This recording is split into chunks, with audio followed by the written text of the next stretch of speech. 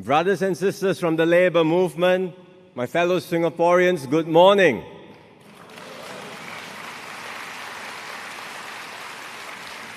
We just heard this morning some very good speeches and a wonderful performance by my capella. Let's give all of them another big round of applause.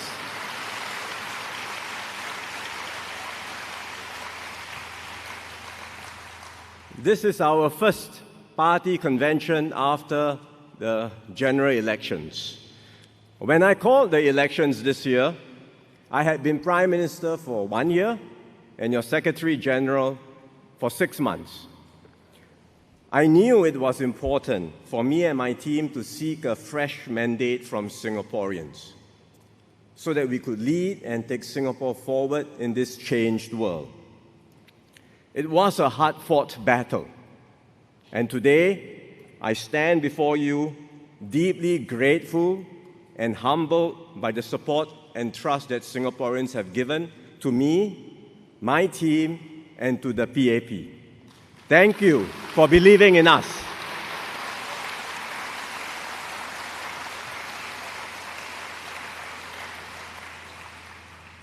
We went into GE 2025 knowing that it would not be an easy fight.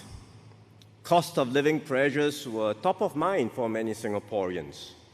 This was a global issue, but the opposition worked up anxiety and frustration in our people and tried to pin the blame on us. Singaporeans appreciated the support packages that we had rolled out. They tell me, "Thank you for the vouchers."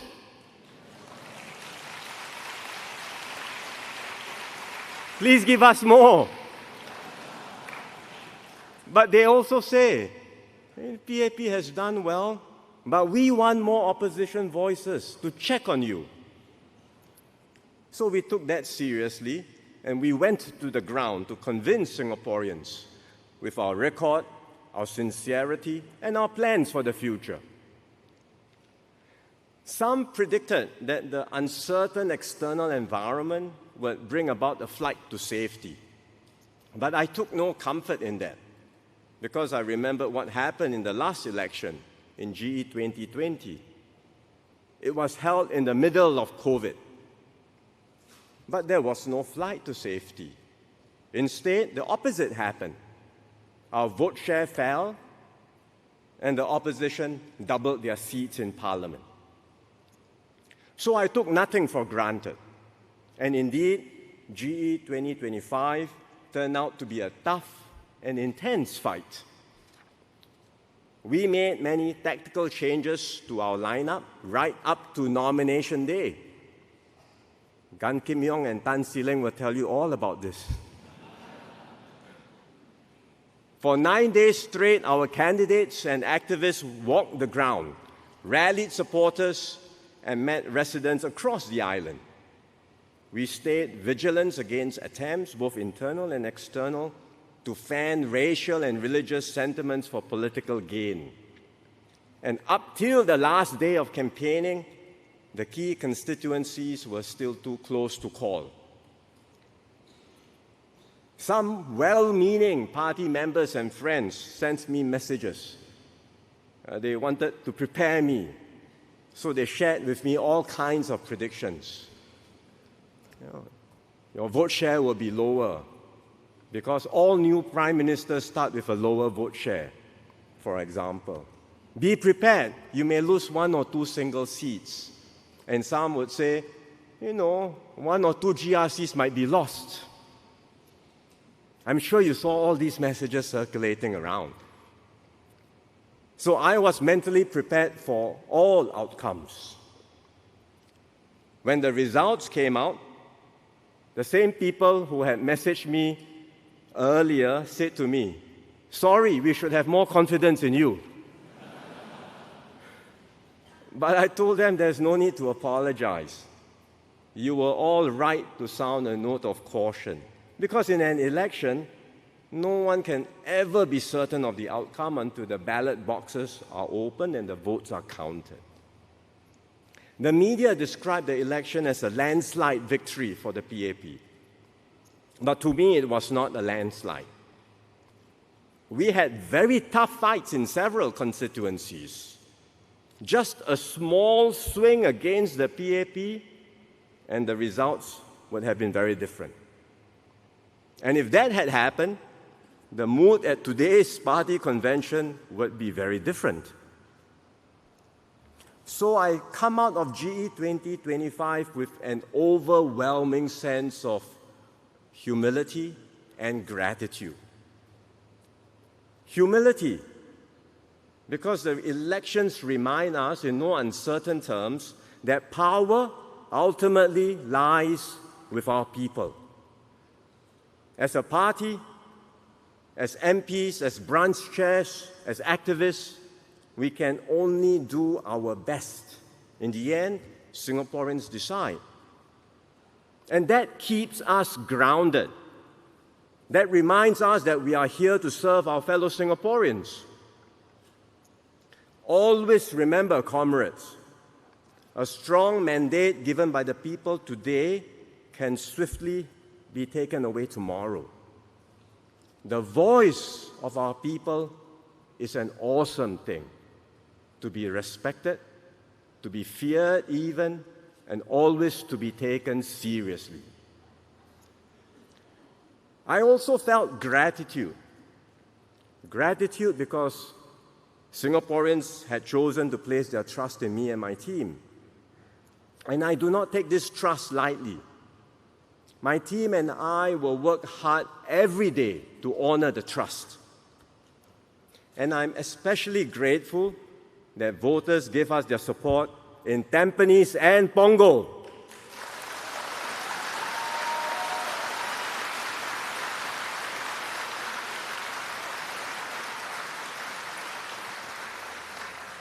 If we had lost these two GRCs, the message would have been serious and far-reaching.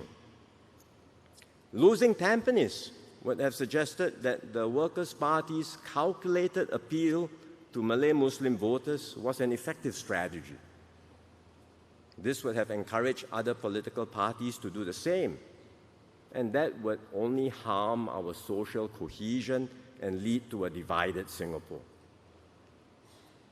If Punggol had gone to the Workers' Party, it would have sent the wrong message, that voters didn't care about the proven abilities and steady leadership of an experienced minister like DPM Gunn. Singapore would have lost our very capable task force man.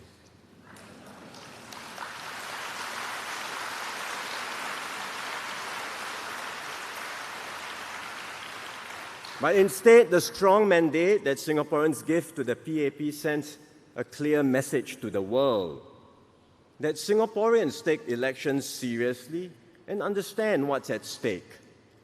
That we don't take chances with our future. We don't gamble with what we've built together. That we will not be swayed by populist appeals or racially tinged appeals. So when I speak to my counterparts today, when I speak to foreign leaders today, I speak with quiet confidence, because I know that I speak on behalf of a clear-eyed and united people. I speak on behalf of Singaporeans who stand for stability, progress, and unity. Singaporeans who stand with the PAP because we have always stood with them.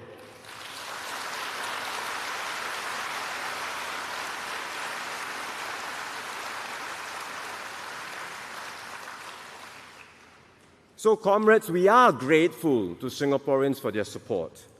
But I also have no doubt that the elections turned out the way they did only because our candidates, activists, and volunteers worked very hard on the ground.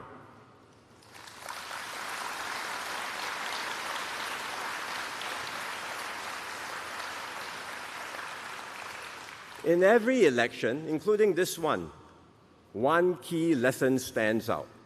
Groundwork matters. Yes, voters care about cost of living and other national issues. They also care about municipal issues. But above all, they care most about the candidate. whether he or she can bond and connect with them, can get things done and improve their lives. And across the island, our candidates and their teams made all the difference. Not just during the 9 days of campaigning, but over 5 years of hard and patient work, walking the ground, improving our estates, solving residents' problems, and most importantly, earning their trust. Some of you had tougher fights. You know who you are. But you never gave up. You showed your conviction, courage, and steel. You fought hard for every vote. You stood your ground and you stood tall. Well done.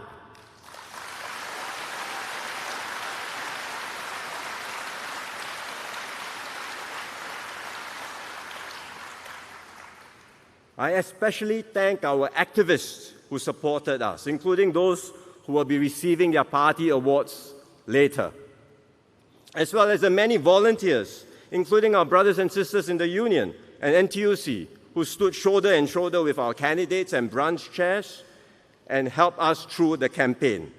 Thank you, all of you.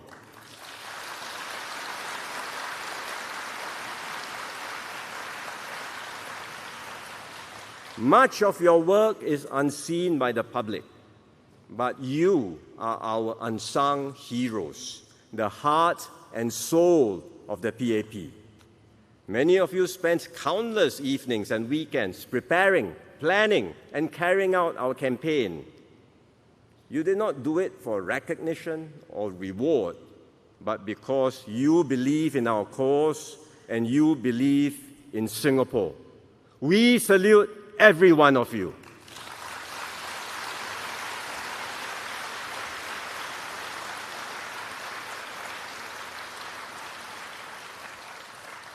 I also want to give a special shout out to our comrades who fought in the opposition wards of Aljunied, Hougang, and Sengkang.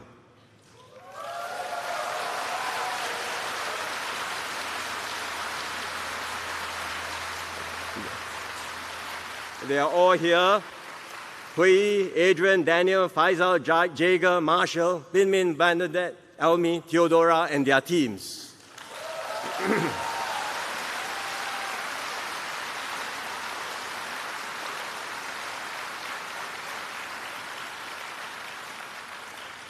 You had the toughest mission of all, but you never wavered. You showed all of us what it means to serve with heart, courage, and purpose. And you reminded Singaporeans what the PAP stands for and why we continue to fight for every Singaporean in every part of the island. We are proud of all of you.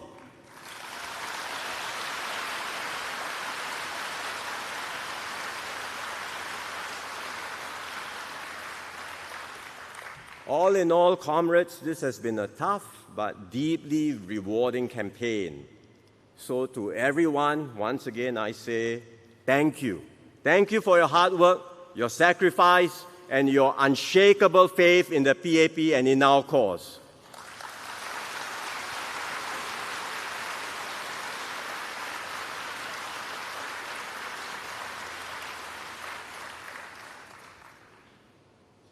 We've just begun our new term of government.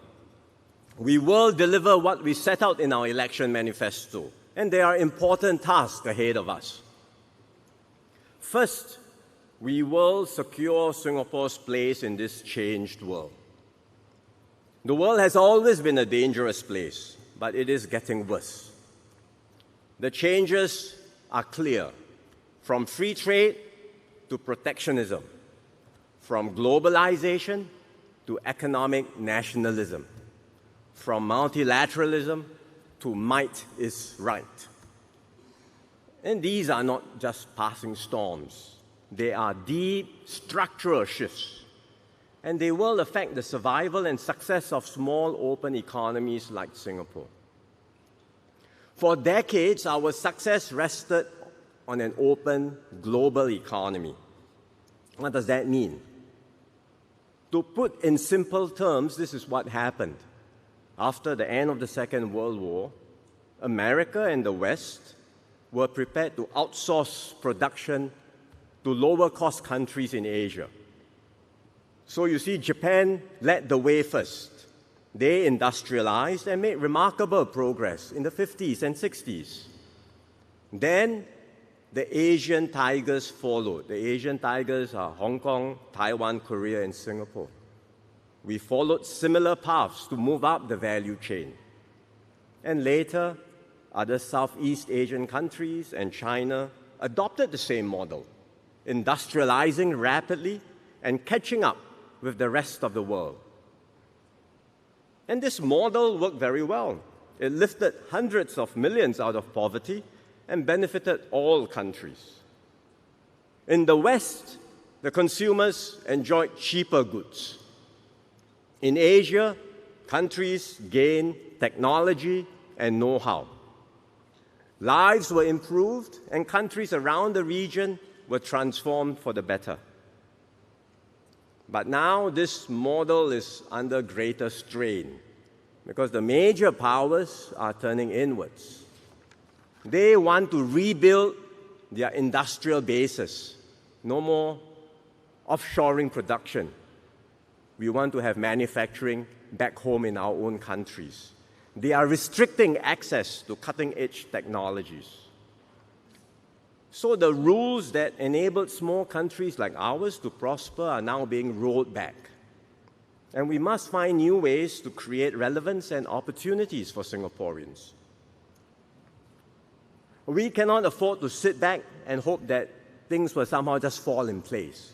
We must make things happen. And that's why we have been busy, traveling, engaging, and building partnerships around the world. And this is not just the work of MFA.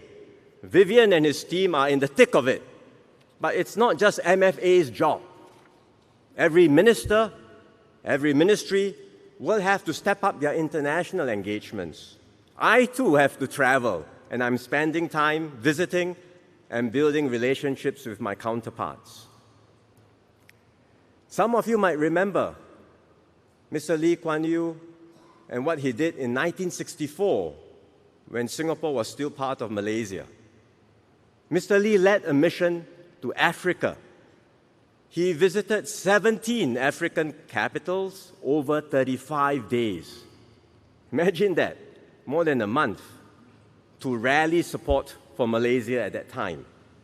And he built close links with the newly independent African nations who, like us, were finding their place in the world. And many of these friendships endure to this day. Of course, our context today is different. We are stronger, with deeper capabilities and greater resilience. But remember, we are still a small country with no natural resources. And in this changed world, we must redouble our efforts and work hard to stay relevant. And that's why we are expanding our diplomatic reach. And we will do more in regions like Latin America and Africa. In fact, later this month, I'll be traveling again, indeed, to Africa, to South Africa for the G20 and to Ethiopia for a bilateral visit. I cannot match Mr. Lee's 35-day trip across Africa. But it's the start of more engagements with a vast continent, including setting up new diplomatic missions there. And we are also deepening ties with existing partners. In the past year alone, we have upgraded or launched 6 strategic partnerships: Vietnam, Korea, Australia, New Zealand, as well as France and Germany in Europe. These overseas efforts may seem rather abstract and remote to Singaporeans, but they matter deeply to our livelihoods and to our future, because they open real doors for our businesses to expand, for Singaporeans to have new opportunities, and importantly, for Singapore to secure the space we need to thrive in a more uncertain and contested world.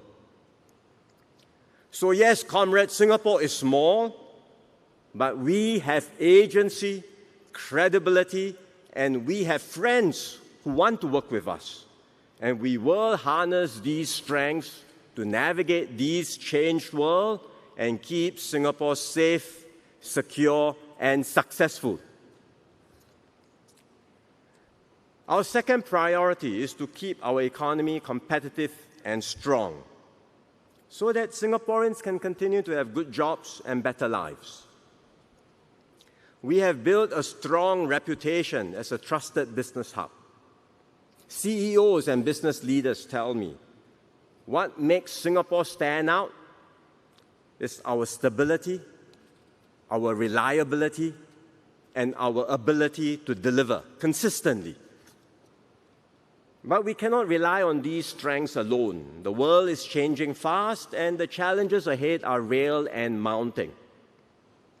And as the global economy begins to fragment, companies are rewiring their supply chains, shifting trade routes, as well as flows of capital. We have to make sure that Singapore stays at the center of these new flows and not get bypassed by them. So amidst all these changes, new opportunities will emerge. But to seize them, we must be ready to question old assumptions, to refresh our thinking, and update our policies. We must dare to take risk, move quickly, and innovate boldly. We must be willing to experiment, fail sometimes, but importantly, learn and try again. Because this is the only way a small nation can thrive and flourish and stay exceptional. And that's why DPM GAN is leading an effort now with a team of younger office holders to chart a new blueprint for our economy. The team has been busy and they have organized themselves to do this work systematically. There's Jeffrey Xiao and Loh Yen Ling working on global competitiveness. Jasmine Lau, Goh Han Yen on technology and innovation. Alvin Tan and Dinesh Vasudesh on entrepreneurship. David Neo and Koh Po Kun on human capital. Goh Pei Min and Desmond Chu on managing the impact of restructuring. So they have been hard at work, involving key industry leaders and union leaders in their deliberations. They aim to have their first set of recommendations ready by early next year. And I look forward to receiving them so that the government can give our response in Budget 2026.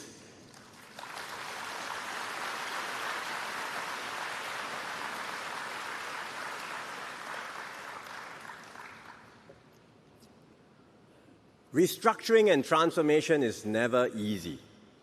We must accept some downsizing and even retrenchments in some areas.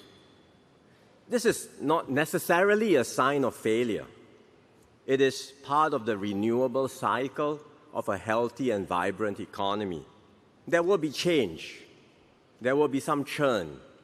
Our job as a government is not to stop the change, but to help our people ride through it, to give them the skills, support, and confidence to seize new opportunities and ensure that no one is left behind. And that leads me to our third priority, to provide assurance and support to Singaporeans and to keep our society strong and united, to be that we-first society that many speakers just now talked about. So we are reviewing our policies across all the key areas, especially in education, healthcare, housing, and retirement. In MOE and MND, we have new ministers, Desmond and Hong Tat. They have quickly mastered their new portfolios and they are hard at work reviewing our systems and studying how we can make them better. At MOH and MOM, we have two experienced ministers, Yi Kang and Si Ling. They were there in the last term, but both of them have unfinished business because they had initiated important reviews and reforms in the last term and will carry them through in this term. So our ministers are all hard at work. And importantly, all of these efforts are about one thing, enabling every Singaporean to look to the future with confidence. We will keep strengthening our social safety nets so that whatever your background or circumstance, you do not have to walk this journey alone. The PAP will always have your back.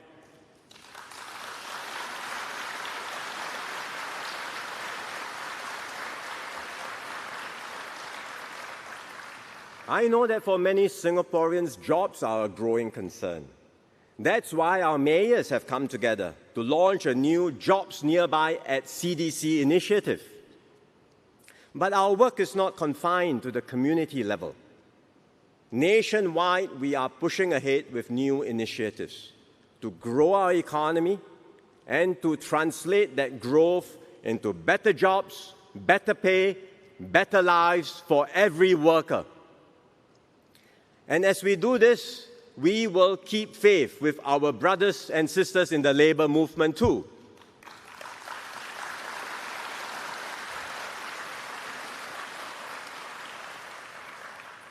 The partnership between the PAP government, NTUC, and our employers is the bedrock of tripartism in Singapore. It's what makes our system unique and what has powered our success, not just as an economy, but also as a nation. In many other countries, employers and unions clash and fight, and they are locked in conflict. But in Singapore, we work hand in hand. In Singapore, to our employers, unions are not the enemy. To unions, profits is not a bad word. When I share this with my foreign counterparts, they are astonished. They say, how is this possible? It is possible in Singapore only because of the PAP and NTUC symbiotic partnership.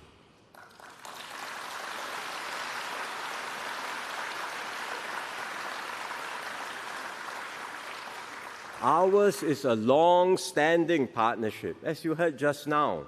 A long-standing partnership built on trust.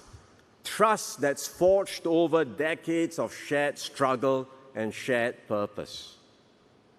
Together, we work to grow the pie and we share the fruits fairly. That is the Singapore way.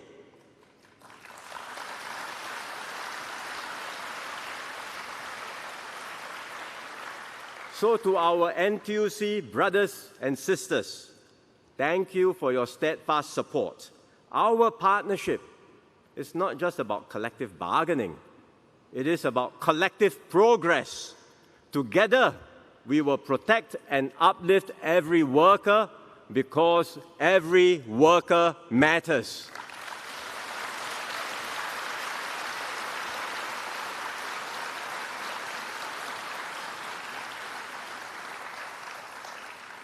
Beyond these policy priorities, the PAP must also set the tone for politics in Singapore. Just look around the world. So many countries you can see where politics has taken a darker turn. How did this happen? It often starts small. A distortion here, a half-truth here, a little bit of a lie here. Then bit by bit, the trust is eroded and societies start to fracture. Each harmful move by itself may not seem like a very big thing. You distort facts to score some political points. Use race and religion to build a little bit more support. Take some populist stance to chase applause rather than to solve problems. But each time this happens, if no one calls it out, then it becomes less outrageous, less shocking. It becomes more normalized. And eventually, the small things add up. When one party takes this approach, others are likely to follow suit. And then before long, politics and political discourse turns toxic and society gets divided. This is what happens in many places. We cannot allow this to happen in Singapore. So each time we see something that crosses the line, we call it out. And we hold ourselves and others to the same standard. Some say that the PAP is nitpicking. We are finding fault. We should be more relaxed and just leave things be. But if we keep quiet each time, then the boundary is pushed back a little. And you can be sure our politics will gradually take a turn for the worse. In fact, if the PAP only cared about short-term political expediency, it would have been far easier for us to keep quiet and leave such matters unsaid. Because each time we call out bad behavior, there will be naysayers who accuse the PAP of being overbearing or accuse us of bullying. So speaking up does carry some political cost to us. But keeping quiet carries a greater cost to our country, to our values, to our standards, and to Singapore's future. And that's why we stand firm as a party. We speak up not because of partisanship, but out of a deep sense of duty and responsibility to keep politics in Singapore clean, honest, and constructive.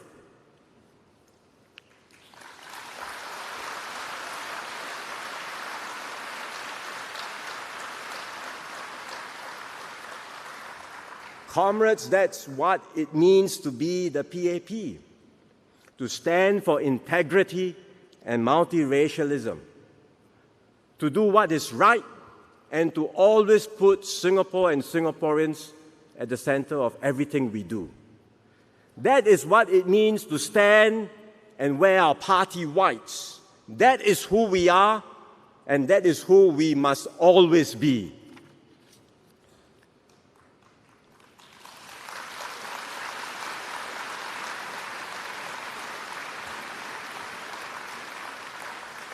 This responsibility is a heavy one to bear. It will take the best people, both in terms of competence and character, to see it through. And that is why, as Party Chairman Desmond Lee said just now, we are pressing on with our efforts to refresh the party and engage more widely with Singaporeans from all segments of society. We welcome all who share our vision and values and would like to make common cause with the PAP to build a better Singapore together. And as we do so, we will continue to renew our ranks and bring in Singaporeans, more Singaporeans to join us, Singaporeans with the ability and integrity, as well as the commitment and conviction to serve their fellow Singaporeans. Only then can the PAP be a national party, one that represents and serves our citizens from all walks of life. I remember a conversation I had with SM Lee back in 2006. He was then Prime Minister. I was his principal private secretary. 2006, remember, was an election year. So the GE was just over, a little bit like now. And I said to him, we can finally take a breather. We can relax. But he said, no, there's still a lot of urgent work to do, especially to renew the party. I was a bit surprised, and I was thinking to myself, I didn't say it to him, but I was thinking to myself, why the rush? You have just secured your first election as Prime Minister. Surely you have time. Now it's my turn. Now I understand the urgency.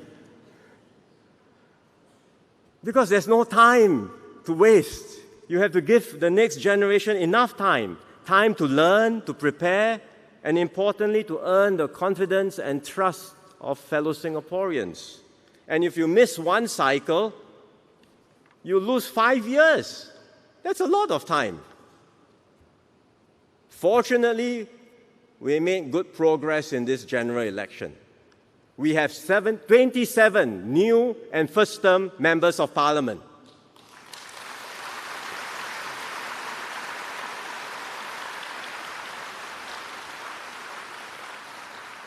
And within just a few months, they have made their presence felt, built strong relationships on the ground, and made tangible improvements for their residents. I can't go through all 27 names, but let me name a few of them. Hamid Razak.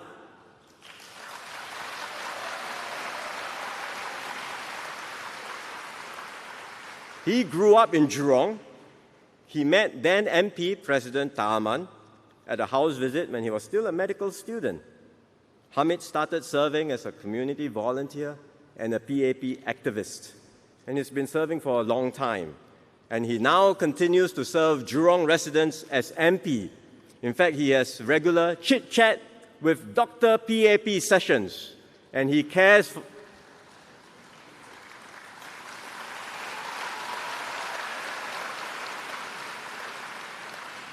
So he cares for his residents, not just as an MP, but also as a doctor. Well done, Hamid.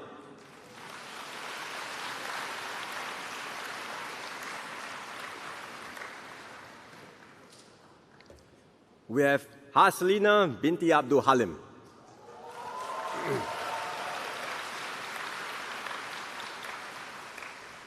We all know her as a former broadcast journalist. She's made an impact. She delivered her maiden speech in Parliament in all 4 official languages. And she's continuing to make an impact on the ground in Fengshan, where she's working hard to uplift vulnerable families.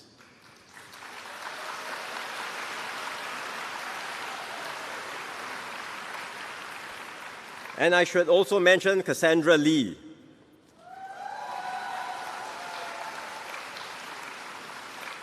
She too was a long-time activist with the PAP, followed in her mother's footsteps, and served with Grace Fu at Yihua, both mother and daughter.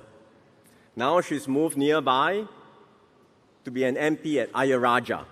She's our youngest MP, and she's championing young families and building a more connected and inclusive neighborhood for all.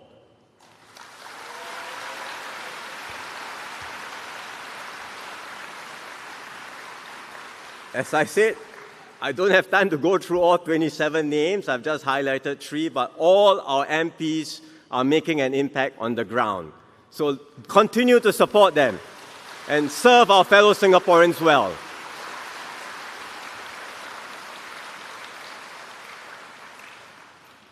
Besides renewing our team across the board, I've also taken steps to renew our cabinet team, the office holders.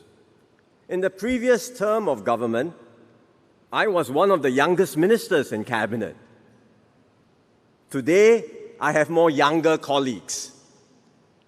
Ministers and ministers of state like Jeffrey, David, Dinesh, Jasmine, Pei Ming, and Zul, who will be joining us soon.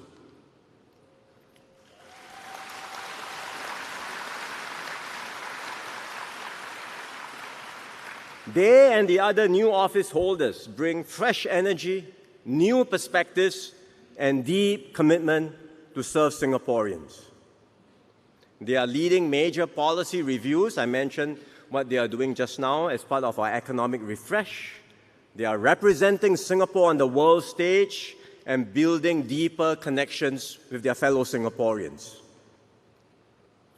But comrades, this is just the beginning. I am still looking for more people. I am still looking for capable Singaporeans with the conviction to serve, to join us in this mission. And I hope to attract more potential office holders who are prepared to step forward to serve in politics. Because renewal must never stop. We now have a cabinet made up largely of 4G ministers with some 3G veterans.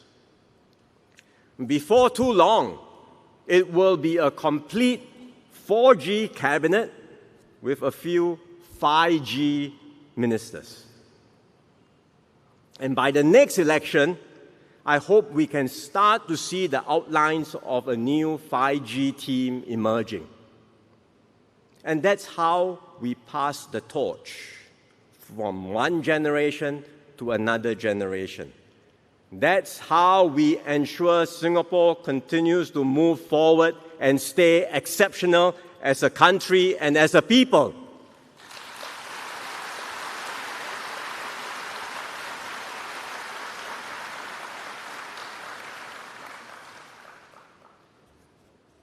Comrades, we have done well in this election. GE 2025 gives us a good base to work from. Let us make the most of this opportunity. Remember, the next election will be a new battle. If you thought GE 2025 was tough, brace yourself. The next one will be even tougher. Singaporeans have high expectations and exacting standards. They will judge us not just by what we say, but by our actions and what we do. They will ask, have you delivered on your promises? Have we improved their lives? Do we have the right people, policies, and plans to take Singapore forward? So there is much for us to do. We have a full agenda ahead of us. Let us hunker down, get the work done, get it done well.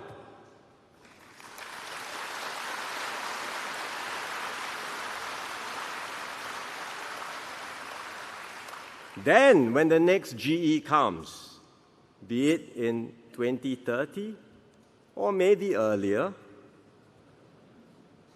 it can be earlier, you know. Then, when the next election comes, the PAP will be ready.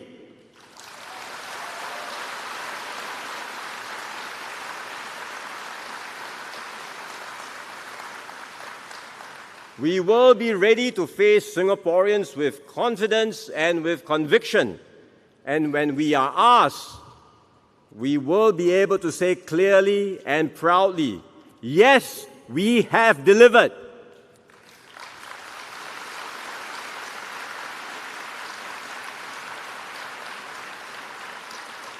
And importantly, yes, we will continue to deliver. We will always give our best for Singapore and Singaporeans.